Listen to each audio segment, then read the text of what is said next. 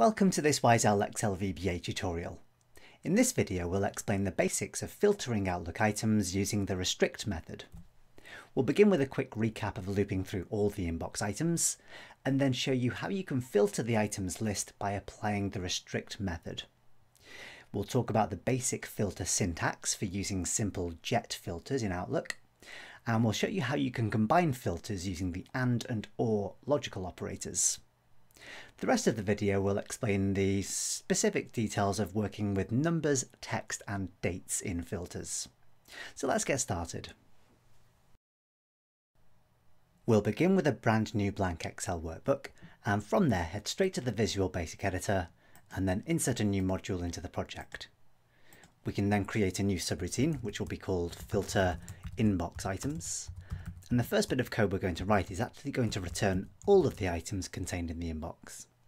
We've written this sort of code before in several previous videos in this series on Outlook, so let's head straight to the Tools menu and choose References and grab a reference or set a reference to the Microsoft Outlook object library.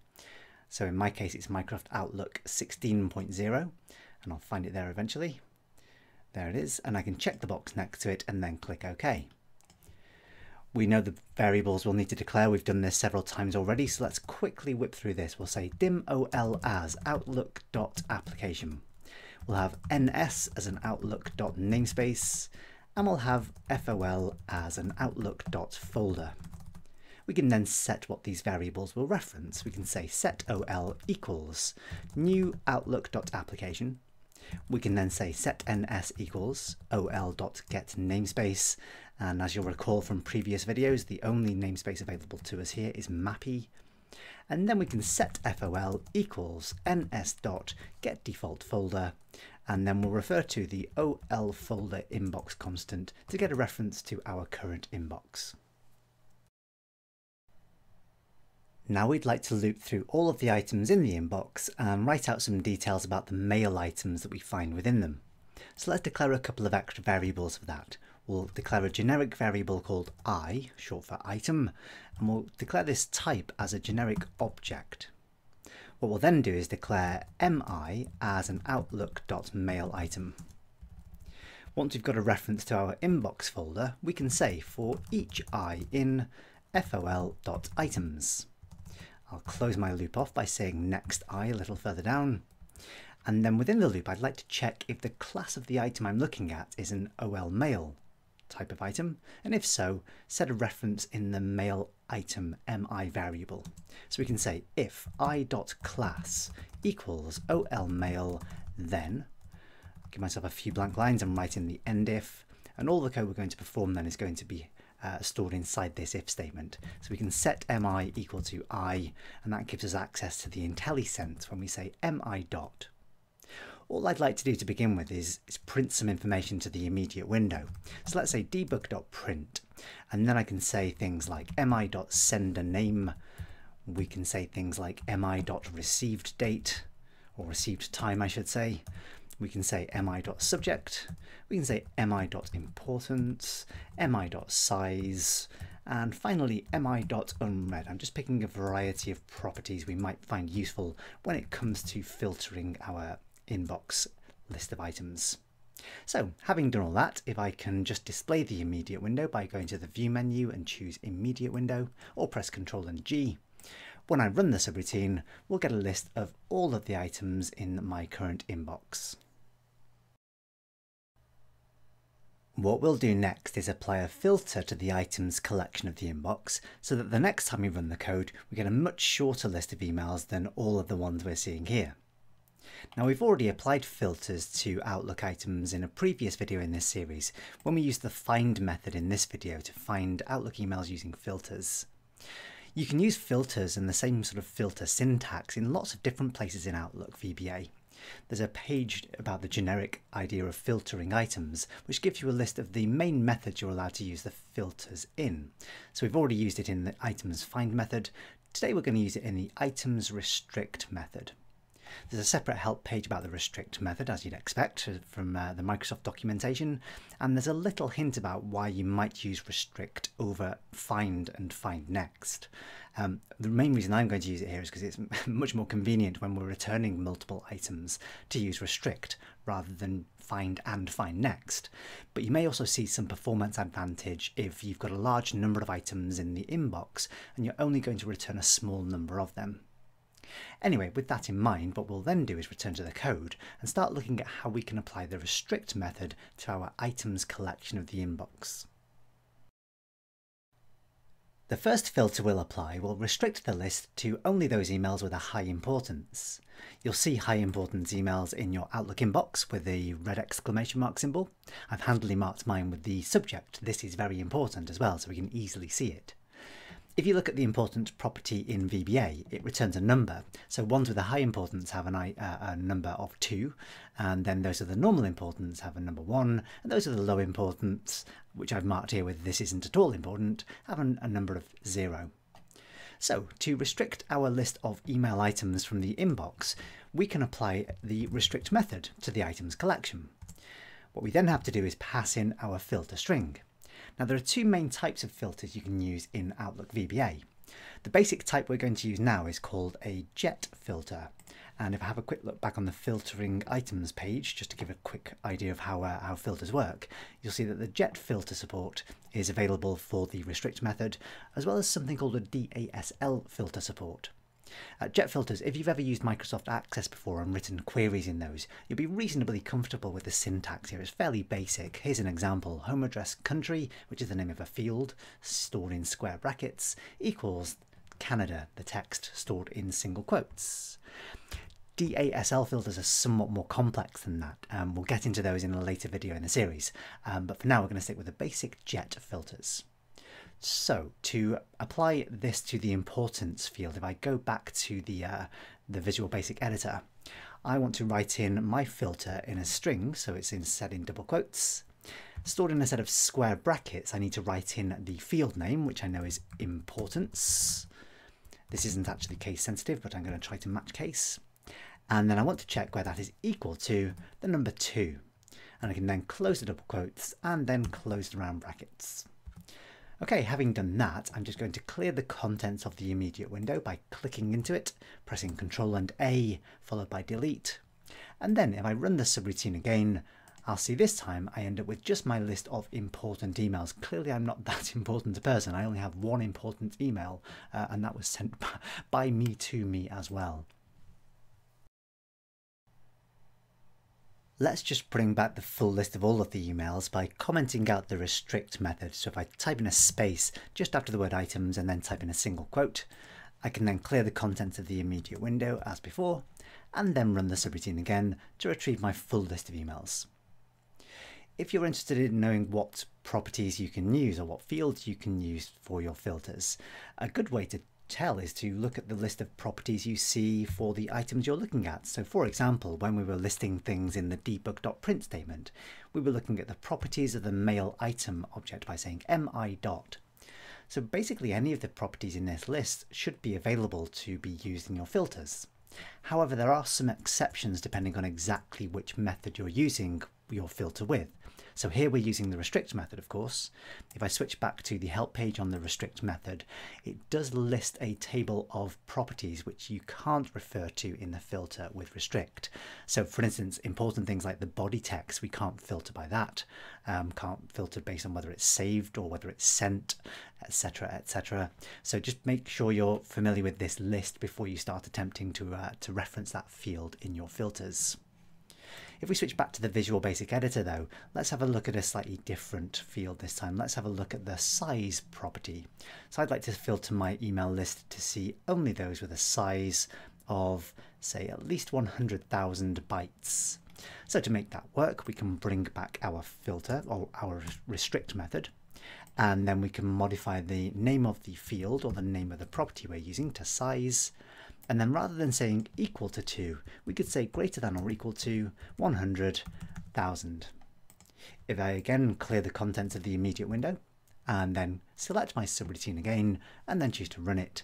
This time I'll end up with just a list of the large emails, the ones with a size in bytes over 100,000.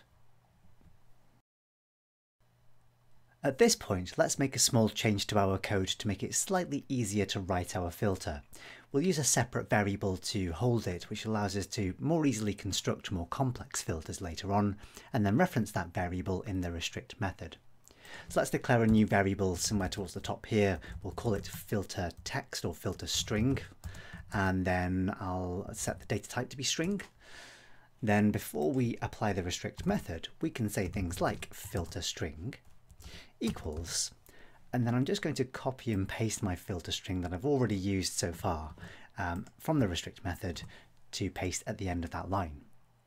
Now what we can do in future is, rather than saying restrict and then having to write out the filter string in there, we can just refer to the filter string variable to read what we've previously constructed. And when we start performing more complex filters later, this will be a slightly easier way to handle it. So the end result of this is no different. Your end user wouldn't be able to detect the difference if I select and then delete the contents of the immediate window again. But if I click into the subroutine and then run it, I'll get that same list of emails whose size is greater than 100,000 bytes. You can combine multiple filters in the same filter string using the fairly standard and or operators. So let's say, for example, I wanted to show all of the emails whose size was less than 100,000 bytes, but also had an importance of 0.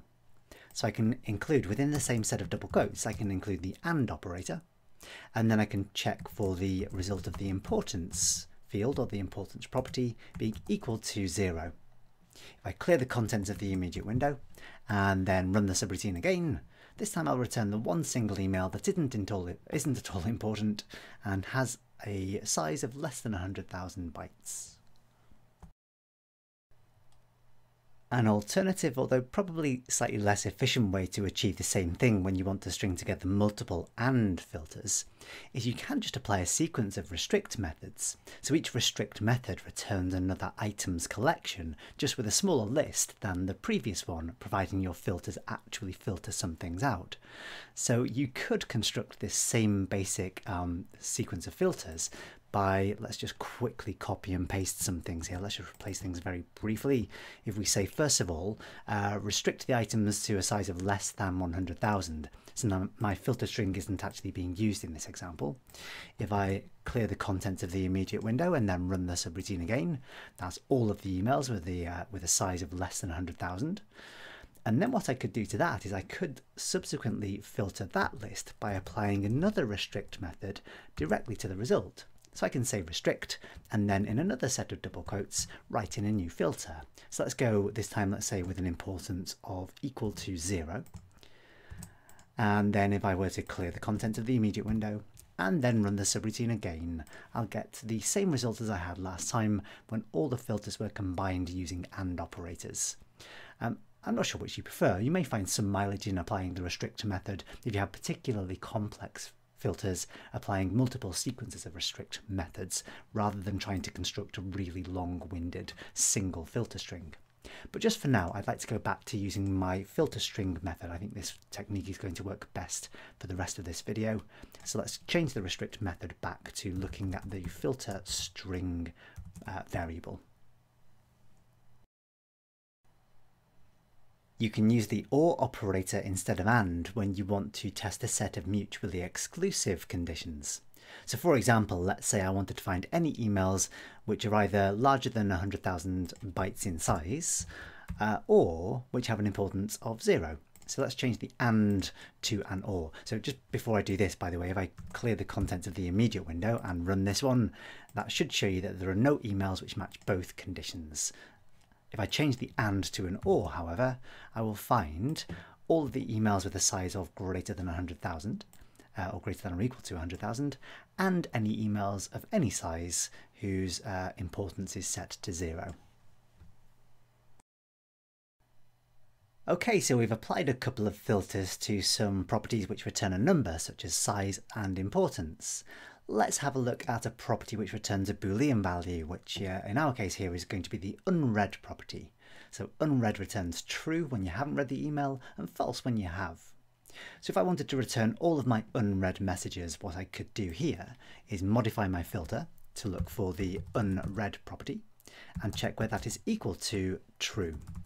Now, unlike with strings, which we'll see shortly, you don't put the true keyword inside any delimiting characters. So it's not a string. True is a value like a number is. So don't use any extra characters to enclose the true keyword.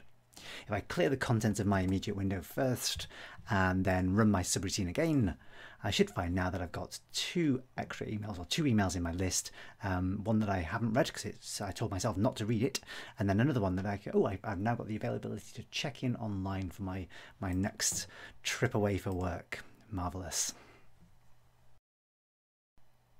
Now let's have a look at a basic text property. So we'll go with the sender name this time. In fact, I'm just going to copy and paste the sender name as my field that I'm going to reference in my filter string. So I can say sender name equals, and let's look for all of the emails I've sent to myself. As I'm so lonely, clearly I get no emails from anybody else. There's one small problem with what I've written there. When you're testing for the value returned by a string property, you must wrap the string up in a set of single quotes like so. So I can put my name in single quotes, and then I can clear the contents of the immediate window, and then I can run the subroutine again, and there we go, all the 3 emails I've sent to myself today. One slightly unfortunate thing about using the jet filters with string properties is that you must always use the equals operator. There's no access to the like operator or wildcards, so I couldn't find, for example, senders whose name begins with Andrew or ends with or contains, so none of those extra more powerful text matching criteria will work. You can use that sort of filter when you get onto using DASL filters, which, as I say, we will do in a separate video.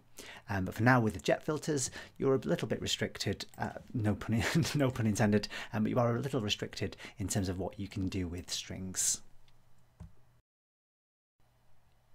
Now, it's quite likely that you'll want some of the values for your filters to be provided by your end users via some kind of user interface. So for example, if I wanted my end user to be able to provide the sender name they're looking for, either via maybe an input box or using a drop-down list or something like that, then I'd need to be able to construct my filter string and concatenate the various parts together. So let's just have a quick look at making this a little more complex. We can have another variable. Let's call this one sender to find or something along those lines as string. And then before we build our filter string, we could set sender to find equals, and then we could use an input box to ask the user to type something in. So let's use an input box and then open some parentheses and double quotes, and then tell the user to enter a sender name, for example. What we could then do is use the sender to find variable within our filter string. So let's replace the literal text, the specific Andrew Gould, with a set of double quotes. So I need to break this up first of all into a couple of different parts. So the very first part will be everything up to, from sender name up to the first single quote. Then I've closed a set of double quotes, and from there I can concatenate the value held in the sender to find variable. What I'll then need to do is concatenate the closing part of my filter, which in this case is just a single quote. It's possible that you might have a sequence of filters to test for, in which case you'll need to expand this with ors or ands, as discussed earlier, so you can concatenate quite a long, complex string. But the ultimate aim is to come up with something which, of course, looks like a valid filter when you've finished constructing it. So if I were to simply clear the contents of the immediate window and then let's run this subroutine to give it a quick test, I will type in my own name again just so I know what results I should expect to find, and when I click OK I'll get the same set of emails again. Let's clear the contents and then let's this time run this one again. Let's see, I know I've got some from Microsoft, so let's have a quick look for a Microsoft email. If I run that, I get Microsoft, and there we go. So it's all fairly straightforward. You get the idea by now. Your user interface can be far more elaborate than this, of course, but an input box is just a simple way to show you the basic technique. The final data type we need to look at is dates and times. So let's make a few changes to the way our code works. Let's get rid of the user input part. So I'll remove the input box, and I'll also remove the sender to find variable. And then let's change the filter string to something a little simpler. So I can get rid of the concatenation there. I can get rid of the single quote. And then what I'd like to do is check for the value of the received time property. So let's copy received time and paste that on top of sender name. Let's say to start with, I'd like to find anything received before the 24th of May 2019. So to make that work, I can change my operator to a less than, and then to enter a date, I need to enter it in a set of single quotes, and then it's in the format of your regional settings, basically any date format in your that conforms to any of your regional settings. So for me, being in the UK, I can type in, for example, 24/05/2019. So a day, month, year style format. That will work. If I were to clear the contents of the immediate window and then run that one again, I'll find that all of my emails come from before the 24th. So the last one there was on the 23rd. Okay. So then I can also enter that date format in a slightly different way. I could enter it as 24 space May space 2019, and that could be, if it was a short month, it could be, or a long month name, it could be either Jan or January, for example. And if I clear the content of the immediate window again and run that one again, you'll see that I get the same list of emails. So as long as your date format is intelligible according to the regional settings of your computer, you can type in your dates in that way for a basic jet filter. You do also need to consider the time component of a date time property, such as received time. So for example, if you were to modify this filter to ask for anything greater than the 24th of May 2019, you might imagine that that would start returning results from the 25th of May. However, that's not quite what it does. If I clear the contents of the immediate window and then run the subroutine again, what we're really going to get is all of the results that occurred, or all of the emails received since the very first instant of the 24th of May 2019. So if I wrote in the time component, imagine it was exactly midnight on the 24th of May 2019, we're basically showing anything that happened since the very first minute of that date. If we wanted to see, let's say, for example, anything that happened since the second half of the 24th of May, so we wanted to exclude anything that happened before midday. Let's say if we changed the filter so it showed us everything from 12 o'clock midday on the 24th of May. If I clear the contents of the immediate window and then run the subroutine again, this time we should see that we've excluded anything on the 24th of May that happened before midday. You'll often want to find things which happen between two dates. So if we wanted to find everything which happened between midday on the 24th of May and midnight on the 25th of May, so basically the second half of the 24th of May, we could find anything where the received time was greater than or equal to midday on the 24th of May and before the 25th of May at midnight. So let's copy and paste this to save a little bit of time and effort. So we can say where received time is less than, and then we can go for the 25th of May and then change that to exactly midnight. That will be the default. If you omit the time, it will assume that you mean midnight on that date. So having done that, let's clear the contents of the immediate window and then run the subroutine again. And this time we only get the things that happened on the afternoon of the 24th of May. Nothing particularly exciting as it turns out, but there we go. Okay, so there's some basic information about how you apply filters to restrict the list of items in a collection. What you do with that list of items from that point is entirely up to you. We've given you a few ideas through some of the other videos in this little mini playlist. So we've got ideas where we could copy emails from your restricted list of emails, or you could save the attachment from the restricted list. Exactly what you do with the items that you're looping over is entirely up to you. The important thing is now that you know how to restrict those items by applying filters using various different data types. So I hope you found some of that useful. Thanks for watching. See you next time.